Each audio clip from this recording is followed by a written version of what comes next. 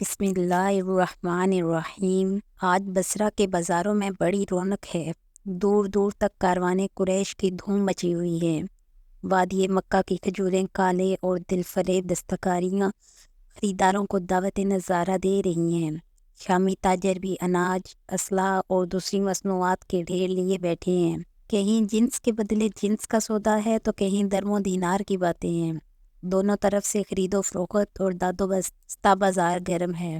ہر سوداگر اپنے مال کی تعریف میں رتبہ لسان ہے۔ قریش کو اپنی جگہ اپنی مال فروخت کرنے کی جلدی ہے اور شامیوں کو اپنے سودا بازی پر ناز ہے۔ ابھی خرید و فروخت ابتدائی مرحلے میں ہے۔ شامی سوداگروں کی ٹولیاں کاروان قریش میں گردش کرتی ہوئی آتی ہیں۔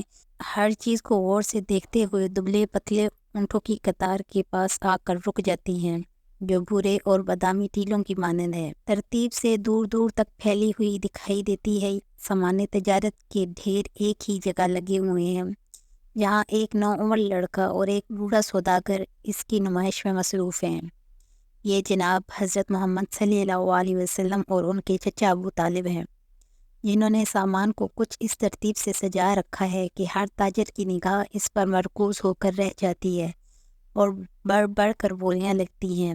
شامی سوداگر آپس میں الجھتے ہیں اور تانا زنی کرتے ہیں اور غیظ و غضب میں ایک دوسرے پر کمینہ، جھوٹا اور دغا باز ہونے کا الزام لگاتے ہیں۔ کوئی ابو طالب کے سامان تجارت کے عیب کو گنتا ہے، دوسرا اسے اندھا، احمق اور بے وقوف کہہ کر ہنستا ہے۔ کچھ چپکے چپکے سرگوشیاں کرتے ہیں، کچھ مال کو دیکھ کر سونگتے ہیں اور الٹ پلٹ کر جائزہ لیتے ہیں اور پھر جا کر آپس میں سلام مشورہ کرنے لگتے ہیں۔ ادھر یہ ہو رہا ہے اور ادھر ابو طالب اپنی مال کی نمائش کے ساتھ ساتھ ہر اعتراض کا مختصر لیکن تسلی بخش جواب دیتے ہیں، اور جب تک ایک گاہک قائل نہیں ہو جاتا دوسرے سے مخاطب نہیں ہوتے۔ ان کے دوسرے تاجر ساتھی حیرت زدہ ہیں کہ اس دفعہ ابو طالب کے مال میں وہ کون سی بات ہے جس کی وجہ سے گاہک شہد کی مکھیوں کی طرح آتے ہیں اور استحصال کرنے کی خاطر آپس میں لڑتے جھگڑتے ہیں، حالانکہ ہمارا مال ابو طالب کے مال کے مقابلے میں کسی طرح گھٹیا نہیں ہے۔ قریشی تاجر ابو طالب کے مال کی خریداری کو حسد اور رشک سے دیکھتے ہیں اور آدم یہ خود رہ جاتے ہیں۔ جناب محمد صلی اللہ علیہ وسلم اپنے چچا کے سامان کی نمائش میں نہایت سرگرم ہیں۔ وہ جوڑ توڑ ہوتے دیکھتے ہیں، گاہکوں کی باتیں غور سے سنتے ہیں، پاؤ تاؤ کے اتار چڑھاؤ کی طرف توجہ دیتے ہیں اور ان کی آنکھ گاہکوں کے چہرے پر پیدا ہونے والے تاثرات کو باغور دیکھتے ہیں اور دماغ میں ان کی باتوں کا خلاصہ تیار کرتا جا رہا ہے۔ ان کے سامنے طرح طرح کے انسانی چہرے اور معاملات کے رنگ برنگے پہلو موجود ہیں، جن کا مشاہدہ غور و فکر کے نئے نئے راہیں کھول رہا ہے۔ اگر دل و نظر کی دنیا میں وسعتوں کی چمنزار پھیلتے جا رہے ہیں۔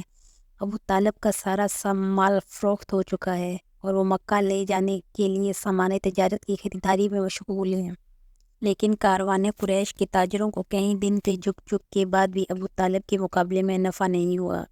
جناب محمد صلی اللہ علیہ وسلم نے اپنا مال فروخت کرنے کے بہت سے فن سیکھ لیے۔ گاہکوں سے نمٹنا اب آسان نظر آتا ہے۔ صبر و برادری کی اہمیت کا بخوبی اندازہ ہو گیا ہے۔ تجارت بکریاں چرانے سے زیادہ دلچسپ مشغلہ ہے۔ میں اپنے چچا کا ہاتھ بٹایا کروں گا، یہ سوچتے حضور اکرم صلی اللہ علیہ وسلم کے چہرے پر خوشی کی لہر دوڑ جاتی۔ ابو طالب نے مال خرید دیا۔ جناب محمد صلی اللہ علیہ وسلم ہر جگہ ان کے ساتھ ہیں۔ انہوں نے خریداری کے اصول کو اپنی حد تک خوب سمجھ لیا۔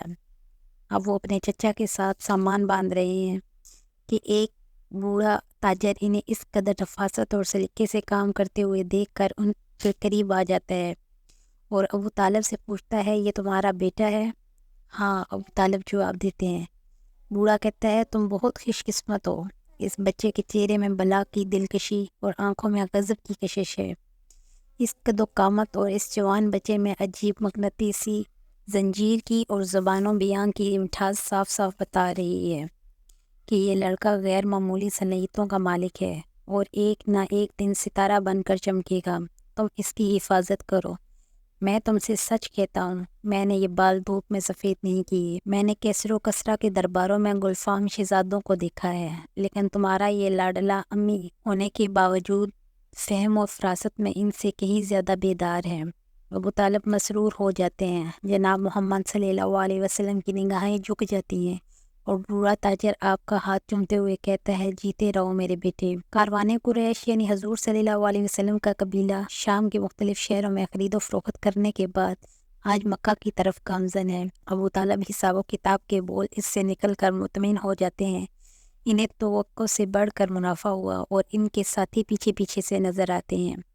انہیں اپنے مال اور معاملات پر ناز تھا، لیکن ابو طالب کے مقابلے میں آج کا دن ان کے حق میں نہیں تھا۔ جناب محمد صلی اللہ علیہ وسلم مشاہدات کی دولت سے مالا مال ہیں۔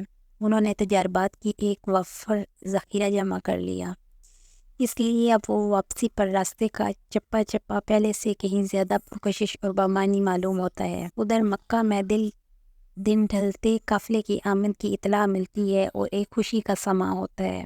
لوگ اپنے عزیز و اقارب کے استقبال کے لیے راستوں میں نکلتے ہیں۔ بنو ہاشم کے گھرانے سے عباس رضی اللہ عنہ اور حمزہ رضی اللہ عنہ کے ساتھ ابو طالب کا بیٹا طالب بھی آ رہا ہے۔ جناب محمد صلی اللہ علیہ وسلم کے والد کی کنیز ایمن، جسے آپ صلی اللہ علیہ وسلم نے امی کی موت کے بعد امی کہہ کر پکارا ہے، والہانہ انداز میں چلی آ رہی ہیں۔ اتنے میں قافلہ گاڑی سے نمودار ہوتا ہے۔ کچھ لوگ خوشی سے نعرے لگاتے ہیں، کچھ دیوانہ وار ناچتے ہوئے قافلے کی طرف بھاگتے ہیں۔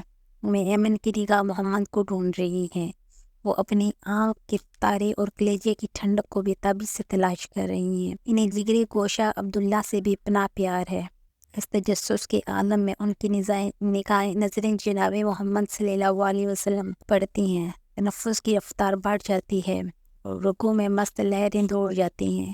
قافلہ مکہ میں داخل ہوتا ہے، اونٹ بٹھائے جاتے ہیں۔ اس میدان میں کان پڑی آواز سنائی نہیں دیتی۔ لوگ نہایت شوق و ذوق سے سامان اتارنے میں مصروف ہیں تاکہ غروب آفتاب سے پہلے ہر چیز کو ٹھکانے لگایا جا سکے۔ ابو طالب اور اس کا بیٹا طالب بھی اس کام میں مشغول ہیں اور جناب محمد صلی اللہ علیہ وسلم انتہائی تیزی سے کام میں مشغول ہیں۔ عباس رضی اللہ عنہ اور حمزہ رضی اللہ عنہ جو جناب محمد صلی اللہ علیہ وسلم کے ہم عمر چچا ہیں، ان کے معاون ہیں اور جوانوں کی طرح مشقت کر رہے ہیں۔ دیکھتے ہی دیکھتے شب کی سیاہی پھیلنے لگی اور رفتہ رفتہ یہ سارا ہنگامہ خاموشی کی نظر ہو جاتا ہے۔ مگر دوسرے دن طلوع آفتاب کے ساتھ ہی خرید و فروخت شروع ہو جاتی ہے اور گاہکوں کی یلغار کا سلسلہ تیسرے دن تک ختم ہو جاتا ہے اور جناب محمد صلی اللہ علیہ وسلم اتنی چھوٹی سی عمر میں کامیاب تاجر بن کر ابھرتے ہیں۔ ناظرین، یہ تھی ہمارے پیارے نبی حضرت محمد مصطفیٰ صلی اللہ علیہ وسلم کا بصرہ کی طرف تجارتی سفر۔ اس کے بعد بھی حضرت صلی اللہ علیہ وسلم نے کئی تجارتی سفر کیے۔ اگر آپ کو اس کے بارے میں تفصیلی ویڈیو جاننی ہے تو کمنٹ کریں۔ اگر یہ ویڈیو پسند آئی ہو تو ویڈیو کو لائک کریں۔